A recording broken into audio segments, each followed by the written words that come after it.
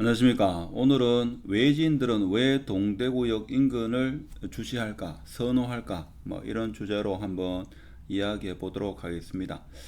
동대구역 인근이 안 좋다는 이야기는 아니고, 왜 외지인들은 특히 서울 사람들이나 타 지역 사람들은 동대구역 인근을 주시할까, 이런 주제로 이야기하다 보면, 동대구역 인근에 대해서 조금 좋지 않게 이야기할 수도 있는데, 좋게 이야기할 수도 있고 이해하시기 바라고. 개인적인 감정은 없습니다. 그리고 제 영상은 투자에는 참고하지 마시라. 그래서 회원가입을 하면, 대시민으로 회원가입을 하면 아파트 상가에 대해서 조금 더 심도 있게 그렇게 공부할 수 있다, 이런 말씀을 드리고, 지도를 통해 가지고 왜 외지인들은 동대구역 인근을 선호할까?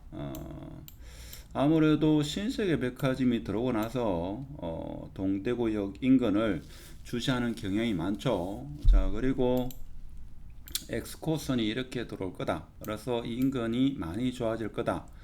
이렇게 해가지고 사실 동대구역 인근을 많이 보는 경향이 있죠. 근데 저 같은 경우도 한 3년 전에 동대구역 인근 천지 개벽할 거다, 이런 주제로 영상을 올린 적이 있습니다.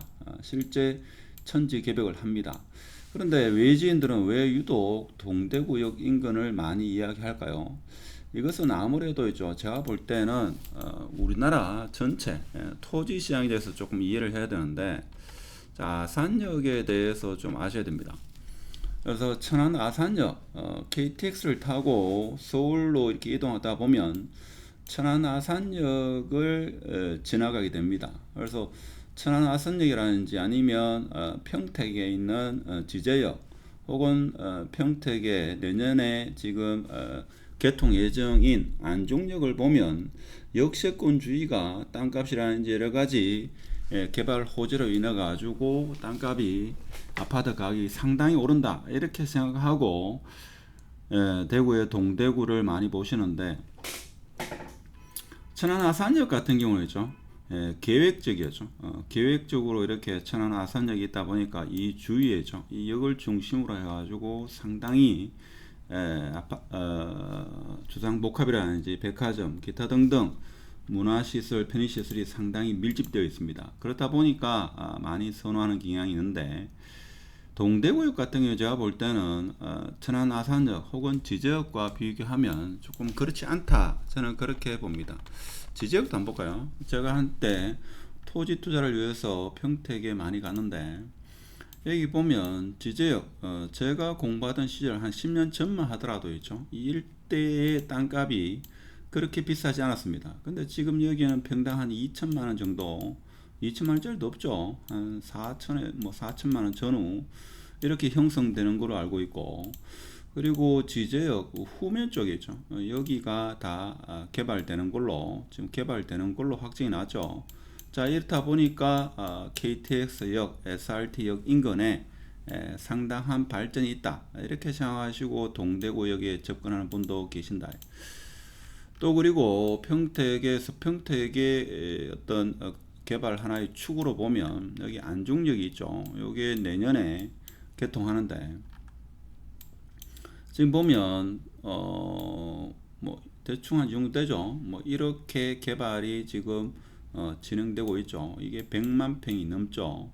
자, 그렇다 보니까 동대구역을 많이 보는데, 자, 동대구역은 제가 볼 때는 이런 타도시와는 조금 성격이 다르지 않나, 저는 그렇게 생각합니다. 자, 왜 그런가 하면 이것이 있죠, 땅이 좀 평평하고, 물론 그 당시에 동대구역을 설계할 때 상당히 고심을 많이 했겠죠.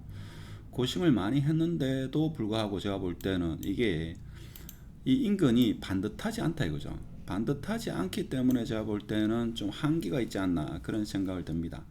그리고 제가 생각할 때는 이 동대구역 화성파크댐이 위치적으로는 상당히 좋은데 이 아파트가 너무 오밀조밀하죠. 물론 여기에 뷰가 보이는 요 동은 상당히 괜찮겠습니다만은, 안쪽에는 너무 좀 동간거리가 좀 아쉬운 면이 있죠.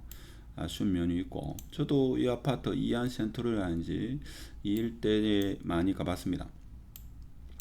그리고 신암뉴타운, 대구에 살아보신 분은 이 일대가 사실 천지개벽을 하죠. 천지개벽을 이렇게 하고 있습니다. 하고 있는 상황이고, 이 일대가 다 개발되고 나면 이 일대는 상당히 과거의 시남 뉴타운보다는 훨씬 더 좋아진다는 것은 명확하다. 그렇죠. 저는 개인적으로 아파트는 물이라든지 공원이 있는 일대가 좋다고 그렇게 생각합니다. 근데 이쪽이 외지인들이 많이 보고 있는데 모르겠습니다. 제가 볼 때는 그렇게 나쁘다는 이야기는 아니고 외지인들이 그렇게 관심을 가질 만큼 그렇게 좋은 곳이냐. 그래서 오히려 외지인들이 세력들이 매수를 많이 해가지고 아파트 값을 띄우는 게 아닐까. 뭐 이런 생각도 한 번씩 해보는 게 그렇게 철길주의로 있죠.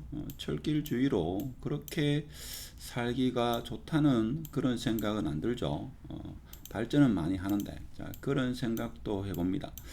그래서 외지인들이 보면 더샵 디어엘로도 상당히 추천을 많이 하는데 제가 볼 때는 물론 여기 MBC 내거리에 나중에 엑스코슨이 들어서고 하면 혜택은 봅니다만은 그렇게 외지인들이 유튜브나 이런 사람들이 이야기한다고 해가지고 대구 시민들이 뭔가 있나 싶어가지고 굳이 뒤따라서 매수하는 것은 조금 자제해야 되지 않나 저는 그렇게 생각합니다.